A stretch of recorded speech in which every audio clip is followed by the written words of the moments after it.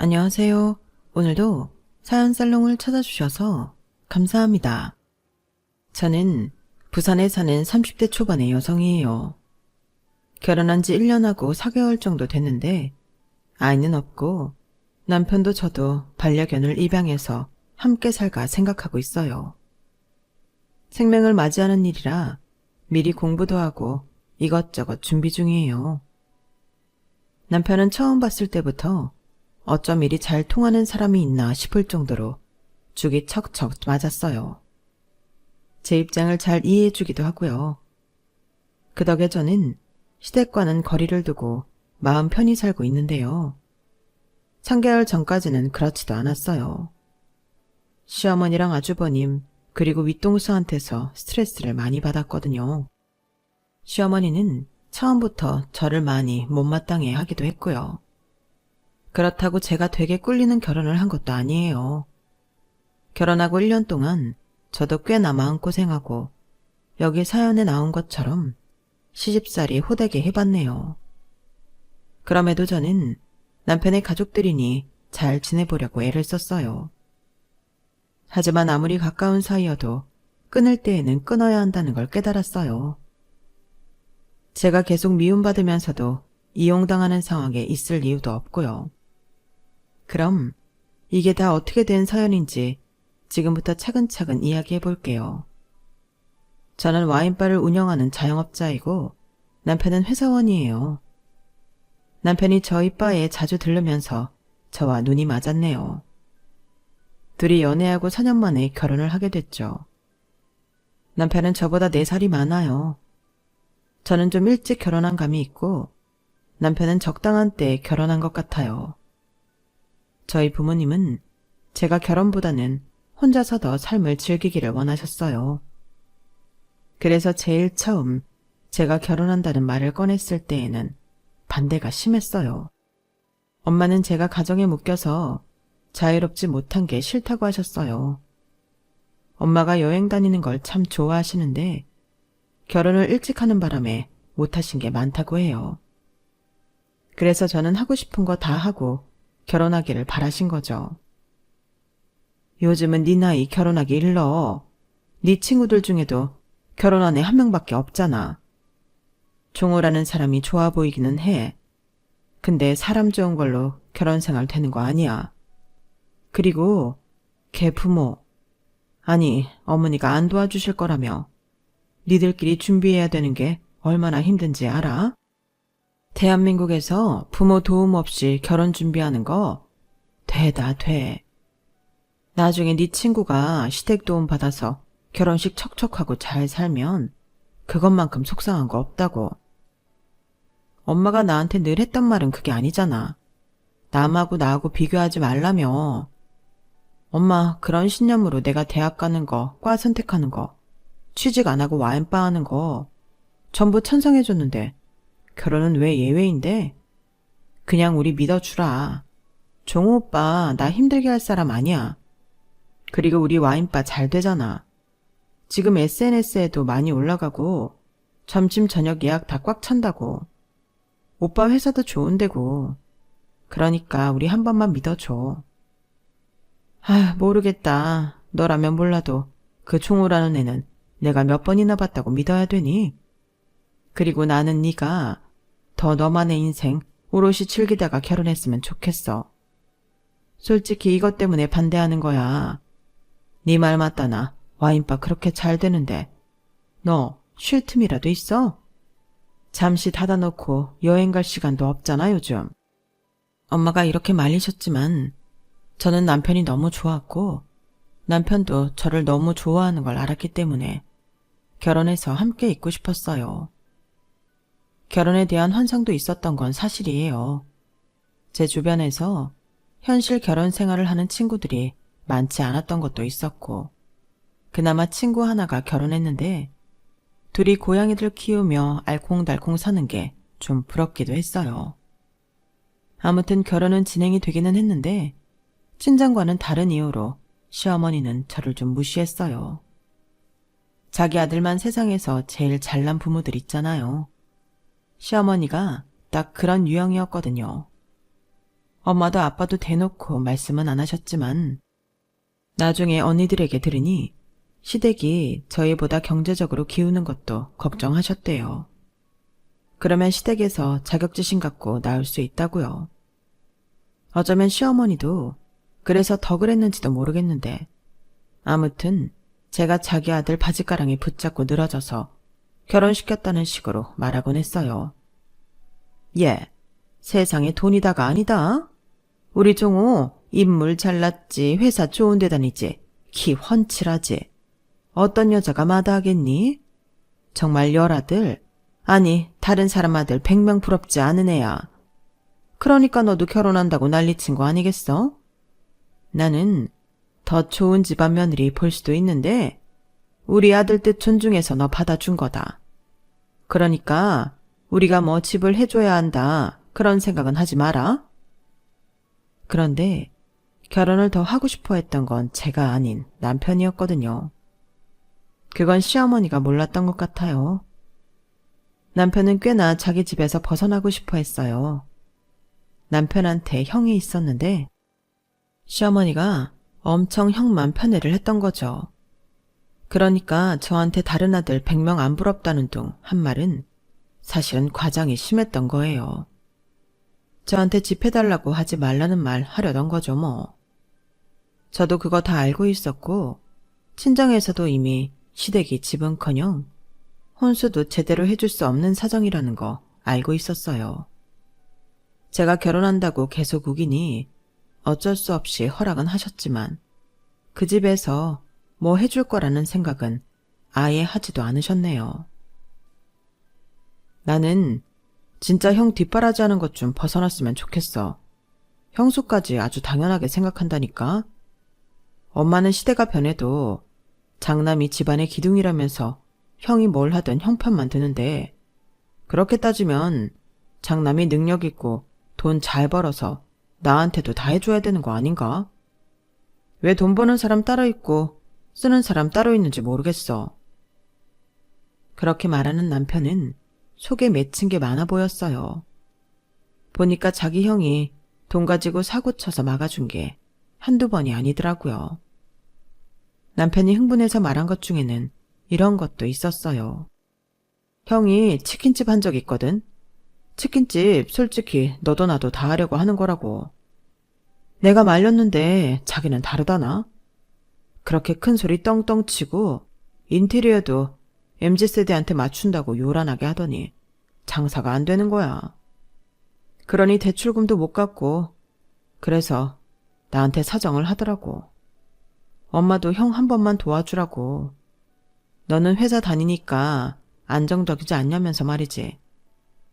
나도 형이 신용불량자 되는 건 막고 싶어서 빌려주기는 했는데 그 뒤로 너무 나 몰라라 하고 고마워하지도 않으니까 열받는 거야. 아니, 돈 갚을 마음이 없으면 최소한 미안하다는 말이라도 해야 되는 거 아니야? 이건 적반하장이야 진짜. 나한테 이것저것 소소하게 뜯어내는 것도 짜증나 죽겠어. 어쩐지 남편은 자기 형 이야기를 거의 안 했어요. 그냥 집안 식구 이야기 자체를 안 하고 싶어 하는 것 같더라고요. 정말 충분히 이해가 가죠. 저런 가족이면 저는 상종도 안 하고 살 것 같거든요. 제가 완전 벙찐 일도 있었는데요. 그건 아주버님이 남편 이름으로 보험을 들어놓고 수령이는 자기 앞 이렇게 한 다음에 자기가 보험 몇 번 냈는데 더 이상은 내기 어렵다며 남편 보고 내라고 했다는 거였어요. 남편은 자기도 모르는 새 자기 신분증이며 도용당했던 거고요. 그때 남편이 보험 해약하고 이것저것 뒤처리하는 거 보고 정말 뭐 저런 형이 다 있나 싶었는데요. 시어머니도 남편도 형수도 그런 걸 당연하게 생각하더군요. 그러니 결혼을 했어도 제가 아주버님이나 형님한테 감정이 좋을 리 없었어요. 결혼 전부터 그딴 짓 하는 걸 봤으니까요. 저희 결혼할 때 친정아빠가 남편을 설득해서 저희한테 신혼집을 마련해 주셨어요. 안 받겠다고 하는 남편한테 살면서 저한테 더 잘하면 된다고 그것밖에 바라는 것 없다고 끝까지 밀고 나가셨고 남편은 결국 아빠 뜻을 받아들였는데요. 그 신혼집이 시댁하고는 꽤 거리가 있는 곳이고 솔직히 좀 번화한 지역이었어요. 그러니 저희는 이제 시댁하고 크게 부딪히지 않고 살 수 있겠다 했는데 아주버님이나 시어머니나 남편한테 손 벌리는 버릇은 여전하더라고요. 남편도 이게 그동안 해주던 관성이 있어서인지 갑자기 끊어내지 못했고요. 저도 눈앞에서 보니 자기 죽게 생겼다고 너무너무 아쉬운 소리를 하는데 안 주기도 참 뭐하겠다 싶었어요. 아무튼 아주버님은 이런 핑계 저런 핑계 다 대가며 남편한테 돈을 빌려가고 그 돈을 줄 생각을 안 하더군요. 시어머니는 아주버님 편만 들었고요. 그것도 전보다는 훨씬 줄어든 거라고 하더군요. 내가 엄마랑 형한테 집안 경제권 너한테 있다고 했거든. 그래서 좀 눈치를 보는 거야. 아니면 아마 더 했을 거야. 너 이런 거 보게 해서 정말 미안하고 창피하다. 결혼할 때 시어머니랑 아주버님은 분명히 저희 친정 부모님한테 아파트 해주셔서 감사하다며 둘이 잘 살게 자기네는 간섭 안 하겠다고 했어요. 아주버님은 자기가 아버지 노릇한다며 지켜준다고 했고요. 그러니 친정에서도 그래도 염치는 있나 보다 하며 제 결혼을 허락해 주신 것도 있거든요. 근데 이게 무슨 아버지 노릇인지요. 이런 걸 보며 그래도 저희 친정이 재산이 있어 다행이고 부모님이 자식 생각해 주시는 분들이라 너무 감사하더라고요. 저희 신혼집은 말씀드린 것처럼 집값이 좀 비싼 지역이었고 아빠가 아이 낳든 강아지나 고양이랑 살든 오래 살라며 신혼인 저희 형편에 비해 좀 큰 집을 얻어주셨어요. 실평수만 34편 정도 됐거든요. 친정하고는 전철 타고 세정거장이면 오갈 수 있는 거리기도 했고요. 그리고 그 지역이 저희 결혼하고 1년도 안 돼서 매매 가격이 올랐더라고요. 부동산에도 저희 아파트 물어보러 오는 사람들도 꽤 된다고 하더군요. 불경기 불황이라고 해도 오르는 데는 사람들이 몰리기 마련인가 봐요. 이게 아주버님이랑 시어머니 귀에도 들어갔더라고요. 아주버님은 시어머니랑 걸어서 10분 거리에 살고 있었는데 그쪽 지역이 집값도 땅값도 안 오르기는 했어요. 저희 사는 곳만 올라간 게 아주버님 질투심에 불을 당긴 것 같더라고요. 결혼하고 집 들일 때도 안 왔던 아주버님이 갑자기 형님하고 저희 집에 오겠다고 하더니 은근히 이것저것 캐묻더라고요. 형님은 저희 집 인테리어를 하나하나 뜯어보고는 화병하고 테이블 매트를 달라고 해서 좀 당황했거든요. 물론 드리기는 했어요. 근데 처음 아랫사람 집에 오면 하다못해 두루마리 휴지라도 사올 법한데 아무것도 안 사와서 밥 얻어먹고 과일에 차 얻어먹고 내내 살림을 못하는 것 같네, 돈을 펑펑 쓰는 것 같네 이러다가 뭐 달라고 하면 주는 사람 입장에서도 기분이 나쁘잖아요.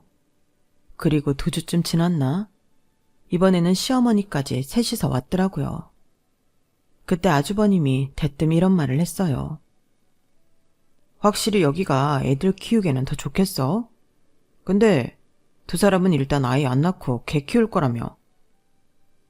나나 민준아 좀 더 돈 벌고서 아이를 낳자는데 동의했어. 걔도 입양하려니 생각할 게 많아지더라. 천천히 멀리 내다보며 준비할까 해. 종우, 너 말에 아주 허세가 들어갔다. 이런 아파트에 사니까 네가 신분 상승한 것 같냐? 그런 게 어딨어. 내 말이 그렇게 들렸으면 그건 그냥 형 생각이야. 나는 아파트랑은 상관없잖아. 그러자 옆에서 형님도 끼어들더라고요. 아무튼 아파트값 많이 올라서 좋겠어요. 서방님은 이런 걸 마누라 덕 톡톡히 본다고 하나요? 우리 은우 아빠도 결혼할 때 친정 덕 좀 봤죠. 예단이며 결혼식장에 신혼여행 비용까지 우리 집에서 다 돼서 마누라 잘 얻었다는 소리 좀 들었는데 내가 동서한테는 깨갱 해야겠네. 별 말씀을 다 하시네요. 그런데 은우는요? 친정집에 갔어. 다음 주에나 올 거야. 아주버님과 형님 사이에 아들이 하나 있었는데 이제 4살이었거든요. 근데 두 사람은 그 아이를 형님 친정에 너무 자주 맡기는 것 같더라고요. 그런 것까지 제가 상관할 바는 아니지만 아무튼 제가 그 조카의 얼굴을 거의 본 적이 없어서 말이에요. 만날 때마다 친정에 맡겨놨다고 하고 두 사람은 해외여행에 제주도 여행에 잘도 돌아다녔어요. 하여간 나나 엄마 사는 동네는 왜 죽어라 안 오르고 여기만 오르나 모르겠다. 부럽다 야. 형도 돈 모아서 이사 계획 짜봐.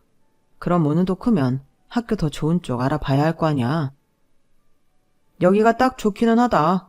지하철 가깝고 애들 학교 다니기도 좋고 학원도 있고. 그러고 보니 이쪽은 어린이집이나 유치원도 잘 해놨다던데. 그것까지는 우리도 잘 모르겠네. 아직 우리한테는 먼 얘기라서 알아보지 않았어. 이쪽 학교 좋고 어린이집 좋은 거 맞아요. 서방님. 그러니까 집값도 오르는 거겠죠? 아무튼 동서는 좋겠다. 이런 데에서 살고.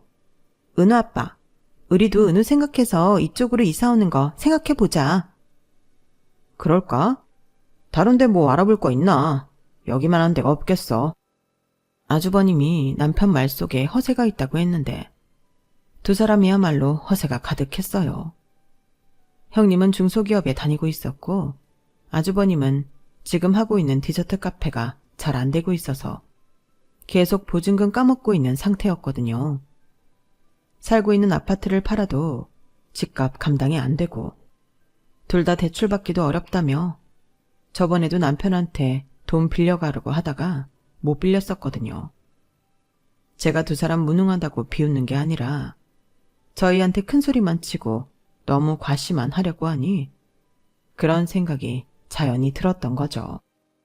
그리고 이쪽 동네로 이사 온다니 내심 싫었네요. 가까이 하고 싶지 않은 형제니까요. 남편도 아주머님이랑 형님이 이 동네로 이사 오고 싶다고 하니 표정이 안 좋더라고요. 게다가 저는 또 아주버님이 말도 안 되는 요구를 해서 좀 속상해하고 있었어요. 조카 어린이집 이야기가 나와서 그런데 제 친구 중 한 명이 저희 아파트랑 가까운 데에서 영어 유치원을 운영하고 있었어요. 거기가 학비도 좀 비싸기는 한데 워낙 평이 좋아서 들어가려면 대기해야 되는 정도거든요. 근데 아주버님이 자기 아들을 거기에 다닐 수 있게 친구한테 부탁을 해달라고 계속 저한테 압력을 넣는 중이었어요. 저는 아무리 친구 사이여도 그런 부탁은 어렵다고 계속 피하고 있었고요. 그리고 툭 하면 애 떼놓고 둘만 어디 다니면서 저한테는 조카를 소중하게 생각하라고 하니 짜증이 났죠.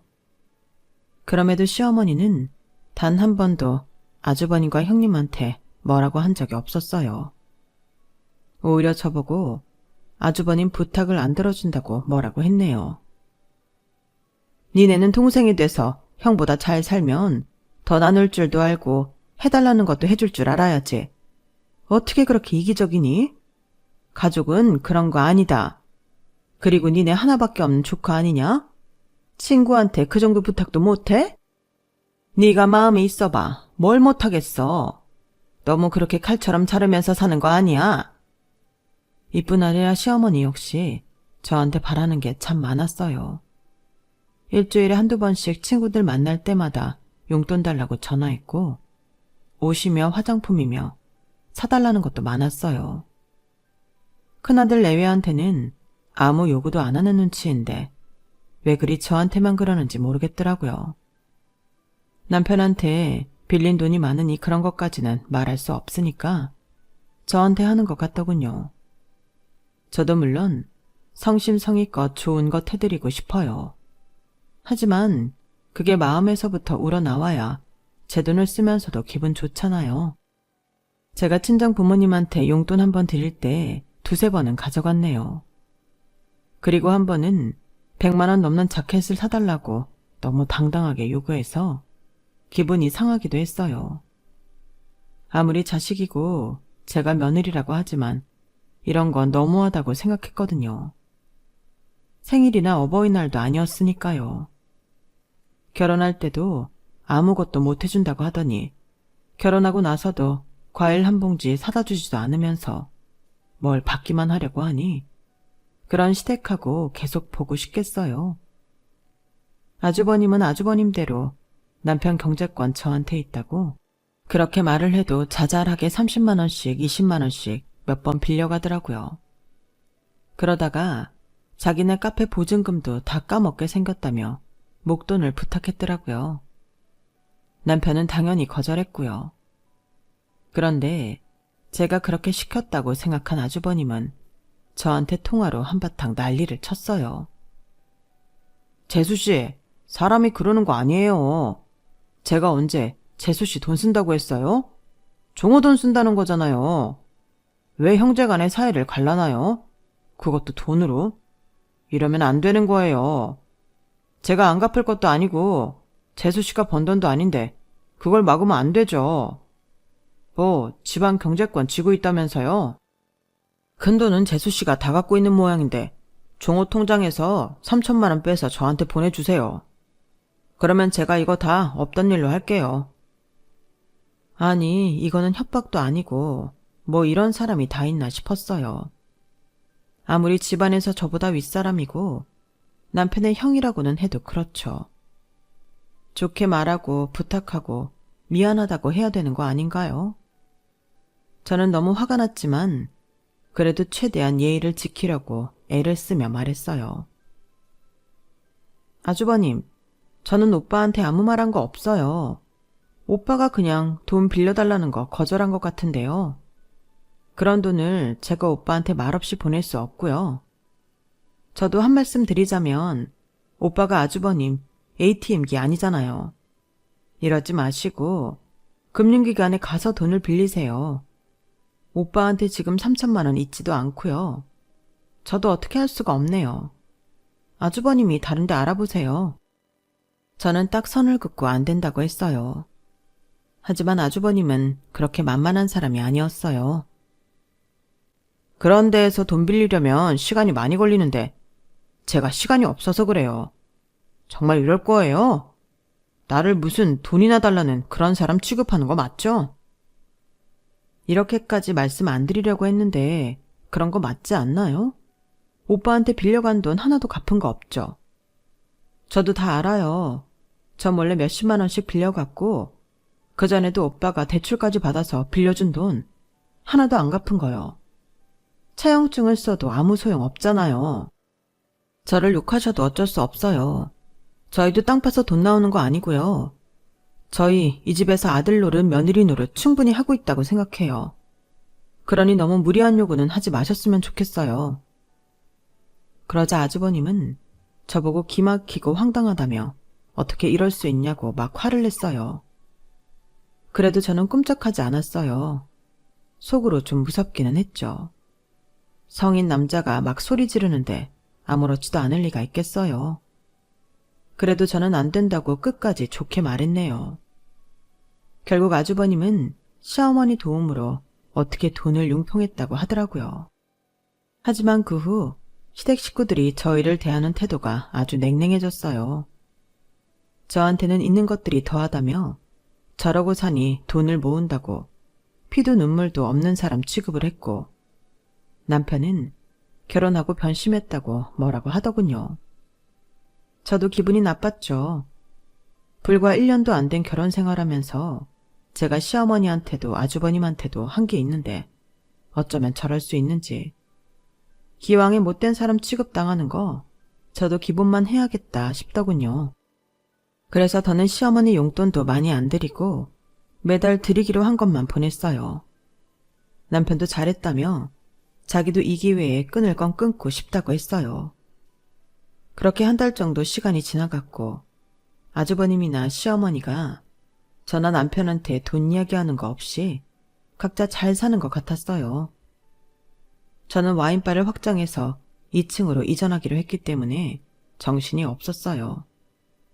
인테리어 공사며 새로 조리기구 드리는 것까지 챙길 게 많았거든요. 남편은 승진을 했고 해외 출장이 전보다 잦아졌어요. 결혼 1년 기념일을 앞두고 저희는 둘 다 나름 좋은 일이 생겼다며 만족했죠. 그런데 아주버님은 그렇지 못한 것 같았어요. 시어머니 통해서 꾼 돈도 못 갚고 대출도 싹 다 바닥이 났다는 얘기를 건너 들었네요. 우리 귀에 들어가라고 일부러 흘린 게 분명했지만 저희는 별다른 반응을 하지 않았어요. 그런데 시어머니가 시아버지 제사 전날 음식을 좀 준비해서 가져오라고 하시더라고요. 음식은 당일날 만들거나 주문해도 되는데 말이죠. 전날 해놓으면 아무래도 먹을 때 금방 한 것 같지 않잖아요. 좀 의아하기는 했지만 일단 시키는 대로 음식을 준비해서 남편하고 갔어요. 아주버님 형님도 당연히 와 있더군요. 전에 저희가 돈 문제 거절하고는 거의 마주친 적이 없고 어쩌다 시댁에서 만나도 쳐다보지도 않았는데 그날은 저희한테 먼저 웃으면서 인사도 하고 아는 척을 하더라고요. 시어머니는 저보고 음식 해오느라 고생 많았다며 웬일로 손까지 잡아줬고요. 아무래도 이것도 뭔가 있겠구나 했네요. 그렇게 남편하고 저하고 서로를 쳐다보는데 시어머니가 정말 말도 안 되는 소리로 폭탄을 던졌네요. 우리 종우가 잘 사니까 그나마 잘 됐구나. 세아가 잘 얻어서 종우 편하게 잘 먹고 잘 사는 거, 그거 내 입장에서는 되게 큰 거거든. 그래서 오늘 내가 너희한테 한 가지 할 얘기가 있다. 누누이 말한 거지만 다시 한번 말하자면 집안에는 장남이 기둥이고 장남이 편해야 모두가 편하다고 했지 않니? 가족은 서로 힘들 때 도와줘야 가족이고. 여기까지 얘기하자 남편이 또 돈 얘기구나 싶어서인지 먼저 말을 꺼냈어요. 네, 저희는 저희끼리 알아서 잘 사니까 도움 안 받을게요. 그러니까 나랑 민주한테 돈 얘기하지 마세요. 형이랑 형수도요. 내가 무슨 말 할지 알고 그러냐? 왜 그렇게 앞서가? 누가 돈 달래? 그런 거 아니야. 근데 이거 중요한 거라 니들이 내 말을 들어줘야겠다. 시어머니는 각을 잡고 얘기하려는지 자세까지 고쳐 앉더니 진짜 헛소리를 시작했어요. 니들 조카, 우리 집 장송 느느 말이야. 이 동네 어린이집이고 유치원 앞만 봐도 우리 은우 다닐 곳으로는 부족하다는 생각이 들었다. 그래서 전에도 말했지만 세아가 친구가 한다는 그 영어 유치원 말이다. 티오가 생겼다는 연락을 받았어. 내가 거기 학비랑은 어떻게든 하려고 한다. 근데 그 유치원이 니네 집 근처잖냐? 애가 여기서부터 매일 거기 다니기가 굉장히 힘들어. 그리고 이미 그런 꼬마 아이 때는 어느 지역 출신인지가 애 인생을 결정한다는구나.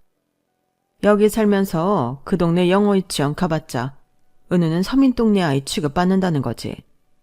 그러니까 니들이 그 집을 큰 집에 내줘야겠다. 니들은 얼마든지 직구할 수 있잖아. 거기 집 넓어서 니네 둘 살기는 너무 횡해. 니네는 대출도 받을 수 있고 여차하면 또 사돈댁에서 도와주실 수도 있는 거잖니. 사실 큰애네 친정에는 돈 갖다 쓴 게 있어서 그런 말까지 하기는 좀 부끄럽고 마침 니들한테 집이 있는데 복잡하게 생각할 거 없잖니? 그러니 니들이 집을 좀 내줘야겠다. 진짜 살다 저런 식으로 자식 집 뺏는 사람은 처음 봤네요. 너무 어이가 없어 화도 안 나더라고요. 저는 정말 차분하게 말했어요. 어머니, 그 집 명의 제 거예요. 아빠가 집을 해주시기는 했는데 오빠가 끝까지 안 받는다고 해서 제 이름으로 해주셨어요. 오빠는 공동명의도 싫다고 했고요. 그러니까 지금 제 집을 아주버님네 이사 오게 하라는 말씀이신 거죠? 네 집인 거 우리도 알아. 일단 좀 살게 해달라 이거지. 그러는 새에 우리 종수도 사업 잘 되고 하면 그런 집 살 수 있는 거잖아. 그 유치원 다니는 애들이 니네 아파트 단지에 많이 산다더라. 니들이 조카 생각해서 그 정도 희생은 할 수 있는 거 아니니? 두 식구가 실평수 34평이면 너무 크잖아.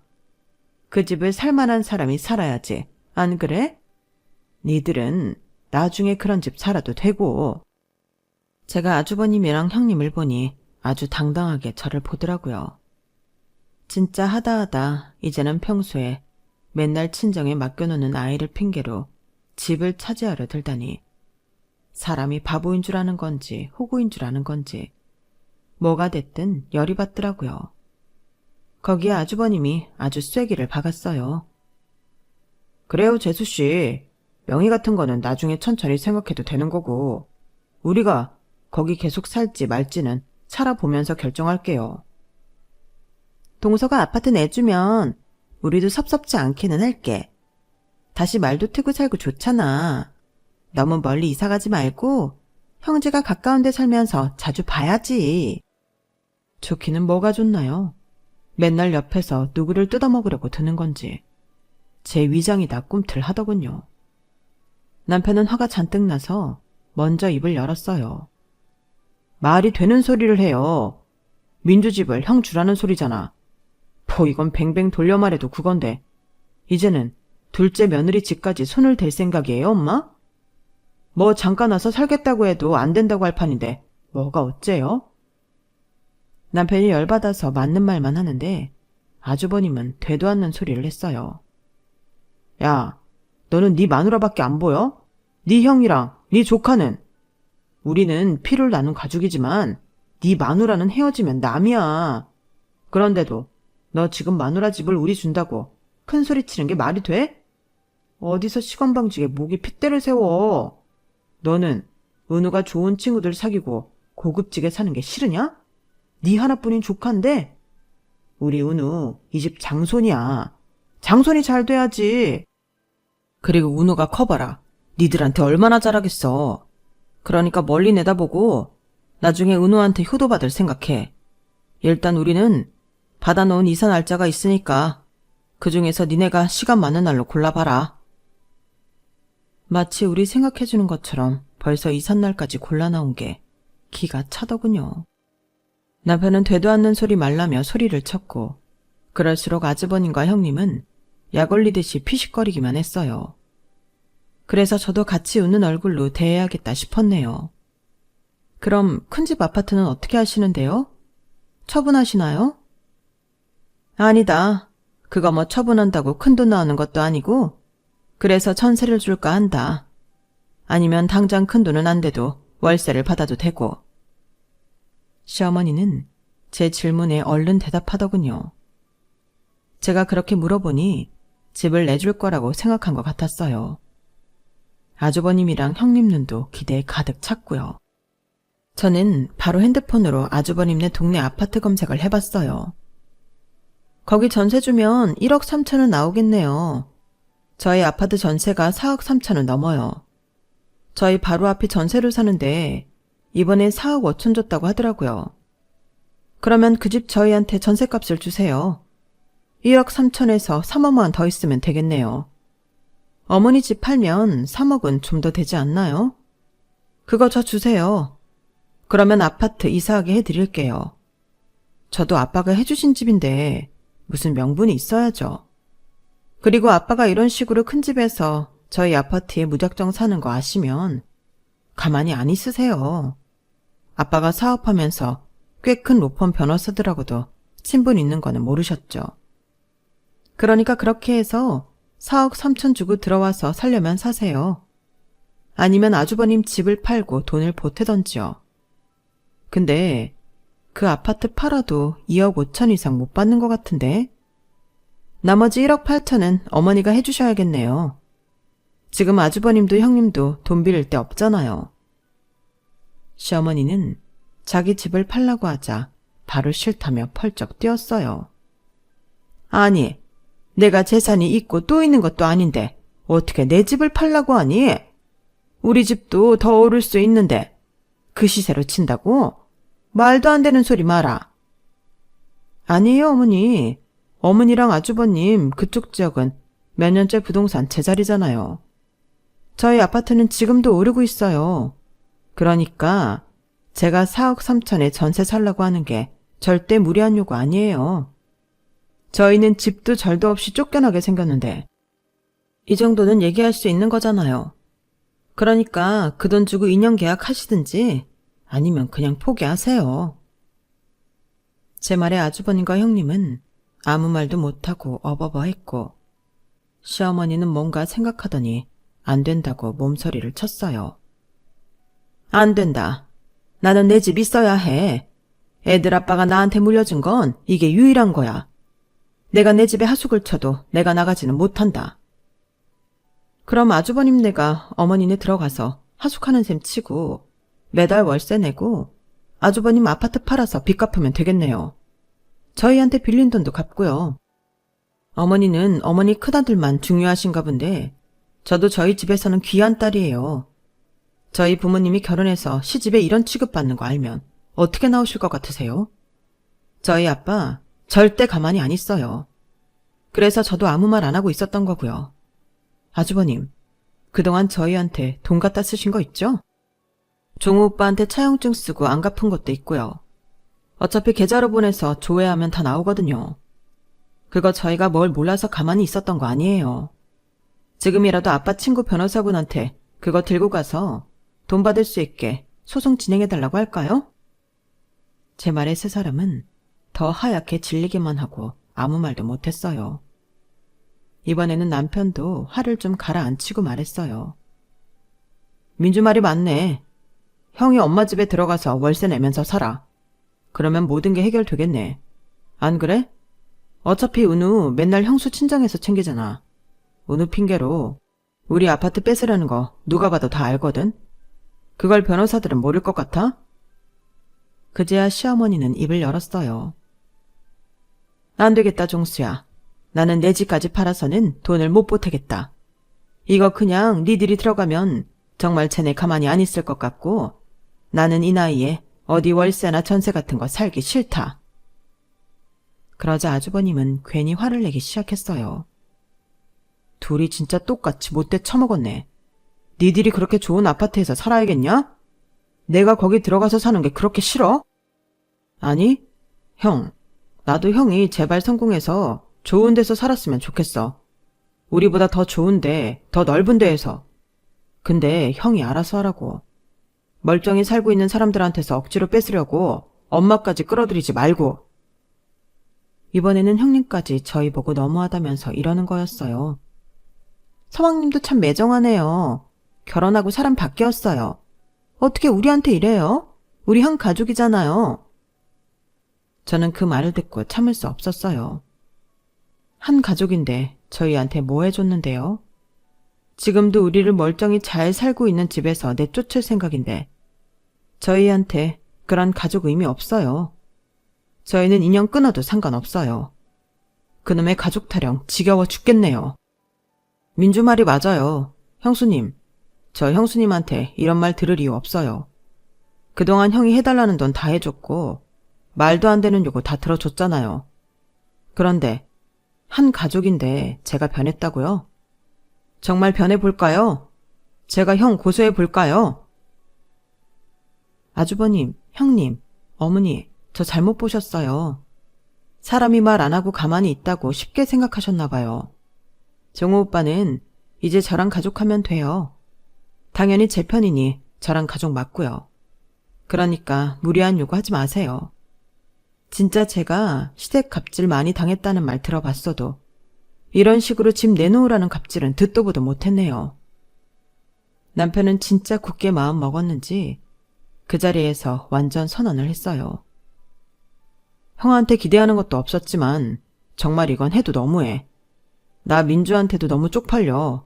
엄마도 너무 장난만 챙기잖아요. 나는 눈에 보이지도 않죠? 나도 이제 나 제대로 봐주는 사람들하고 있을래요. 그게 진정한 가족 아니겠어요? 형, 내 돈 한 달에 얼마씩 갚겠다고 각서 쓰고 공증 안 하면 나 진짜 고소할 거야. 엄마도 그래. 더는 우리한테 무리한 요구 하지 마. 나한테 이제 민주가 우선인 거 맞아. 나 하나 믿고 자기 인생을 선택한 거잖아. 저와 남편은 할 말 다 하고 망연자실하게 앉아있는 시어머니와 아주버님 형님을 두고 집을 나왔어요. 남편은 그날 저보고 바닷가 보며 한잔 하자고 하더군요. 회의에 소주를 시켜놓고 남편은 이제야 숨통이 트인다고 했어요. 진작에 이랬으면 저한테 그런 말도 안 되는 소리 못했을 텐데 미안하다면서요. 괜찮아, 됐어. 이제 더 좋은 일만 있을 거야. 오빠는 아주버님한테 꼭 돈 받고. 알았어? 나 진짜 엄마랑 형 안 보고 살아도 돼. 아니, 차라리 안 보는 게 나아.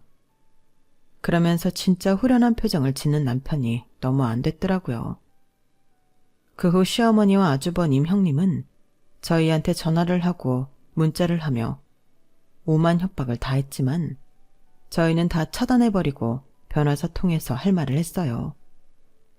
변호사 선임한 걸 알자 그제야 아주버님은 저희 와인바까지 찾아와서 남편 마음을 돌려달라고 하더군요. 소송을 취소해달라고요. 남편은 변호사를 통해서 매달 얼마씩 갚겠다는 각서를 쓰게 했고 그걸 받아 공증한 후에야 소송 취하를 했어요. 그 뒤로 아주버님은 이런저런 일 다 하며 남편한테 매달 돈 갚고 있네요. 형제끼리 이렇게까지 하나 싶겠지만 그동안 남편이 혼자 당해온 걸 생각하면 아무것도 아니라고 생각해요.